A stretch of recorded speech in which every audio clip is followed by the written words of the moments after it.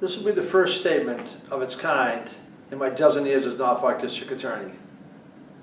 The harassment of witnesses in the murder prosecution of Karen Reed is absolutely baseless. It should be an outrage to any decent person, and it needs to stop. Innuendo is not evidence. False narratives are not evidence. However, what evidence does show is that John O'Keefe never entered the home at 34 Fairview Road in Canton the night he died. Location data from his phone, recovered from the lawn beneath his body when he was transported to the hospital, shows that his phone did not enter that home. 11 people have given statements that they did not see John O'Keefe enter the home at 34 Fairview that night. 0 people have said that they saw him enter the home. 0. No one. Some have, without any evidence, pointed to 18-year-old Colin Albert, a nephew of the homeowner, and accused him of attacking John O'Keefe as he entered the home. But phone evidence shows O'Keefe never entered the home at all. Testimony from witnesses tell us that 18-year-old Colin Albert had left his uncle's home before John O'Keefe and Karen Reed had arrived outside the residence. There was no fight inside that home. John O'Keefe did not enter the home. Colin Albert, the young man being vilified, was not present when Reed's vehicle and John O'Keefe arrived on the street. This is a false narrative. Colin Albert didn't commit murder. Jennifer McCabe, Matthew McCabe, and Brian Albert. These people were not part of a conspiracy and certainly did not commit murder or any crime that night. They have been forthcoming with authority, providing statements, and have not engaged in any cover-up. They are not suspects in any crime. They are merely witnesses in the case. To have them accused of murder is outrageous. To have them harassed and intimidated based on false narratives and accusations is wrong. They are witnesses doing what our justice system asks of them. The autopsy of John O'Keefe was conducted by a forensic pathologist from the Office of the Chief Medical Examiner. The doctor found that the injuries that left John helpless in the cold were not a result of a fight. She further found that the line of abrasions on his arm was consistent with blunt trauma, not an animal attack. A grand jury of everyday citizens heard the documented evidence and testimony before making a decision.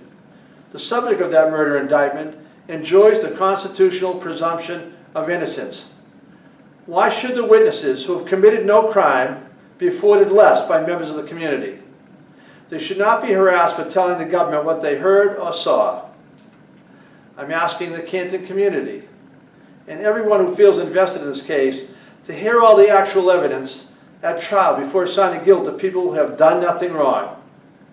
And certainly before taking it upon yourself to harass citizens who evidence shows have done nothing in this matter but come forward and bear witness. We try people in the court and not on the internet for a reason. The internet has no rules of evidence. The internet has no punishment for perjury. And the internet does not know all the facts. Conspiracy theories are not evidence. The idea that multiple police department, EMTs, fire personnel, the medical examiner, and prosecuting agencies are joined in or taken in by a vast conspiracy should be seen for what it is, completely contrary to the evidence and a desperate attempt to reassign guilt. Michael Proctor, the state police trooper, being accused of planting evidence outside 34 Fairview Road, was never at Fairview Road on the day of the incident. Proctor and his state police partner traveled together the entire day while other officers were processing 34 Fairview. Trooper Proctor was not there and did not plant evidence at 34 Fairview Road.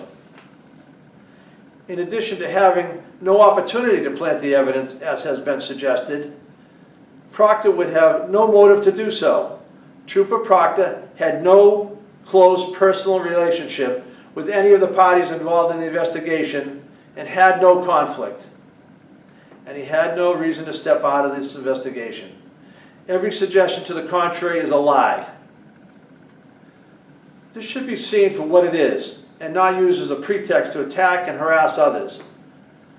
What is happening to the witnesses, some with no actual involvement in the case, is wrong.